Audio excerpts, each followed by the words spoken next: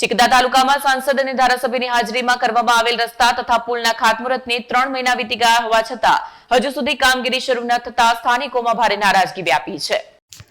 ચિકદા તાલુકામાં સાંસદ અને ધારાસભ્યની હાજરીમાં કરવામાં આવેલા રસ્તા તથા પુલના ખાતમુહૂર્તને 3 મહિના વીતી ગયા હોવા છતાં હજુ સુધી કામગીરી શરૂ ન થતા સ્થાનિકોમાં ભારે નારાજગી જોવા મળી રહી છે। વર્ષોથી જર્જરિત રસ્તાઓના કારણે હાડમાળી વેઠી રહેલી પ્રજાને વિકાસના નામે ફક્ત ખાતમુહૂર્ત પૂરતું જ સંતોષ આપવામાં આવ્યો હોવાની ચર્ચા તેજ બની છે।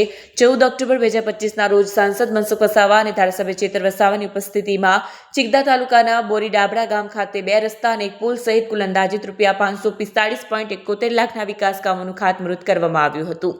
આંજણવી ગામ એક રસ્તાનું 169.69 લાખના ખર્ચે મંજૂર કરવામાં આવ્યા હતા। આ કામો રાજ ઇન્ફ્રા બિલ્ડ અને ડાયકા કન્સ્ટ્રક્શન રાજપીપળા નામની એજન્સીઓને સોંપવામાં આવ્યા છે, પરંતુ મળતી માહિતી મુજબ આ એજન્સીઓ મોટા પ્રોજેક્ટમાં વ્યસ્ત હોવાને કારણે ગ્રામ્ય વિસ્તારોના નાના પરંતુ મહત્વના વિકાસ કામો પ્રત્યે ધ્યાન નથી આપી રહી। 2 મહિના બાદ જૂનો પુલ તોડવાનો જ હોય તો હાલ રિપેરિંગ પાછળ ખર્ચ કરવામાં આવતું નાણાકીય ખર્ચું પ્રજાના પૈસાનો વ્યય નથી તેવી પણ લોકચર્ચા ઉઠી છે। સ્થાનિક લોકો દ્વારા માંગ કરવામાં આવી રહી છે કે તાત્કાલિક વિકાસ કામો શરૂ કરી ગુણવત્તાવાળા રસ્તા અને પુલનું નિર્માણ કરવામાં આવે, જેથી વર્ષોથી ચાલી રહેલી મુશ્કેલીઓમાંથી રાહત મળી શકે। વિડીયો જર્નાલિસ્ટ સજન વસાવા સાથે સત્યા ટીવી ન્યૂઝ ડેડિયાપાડા।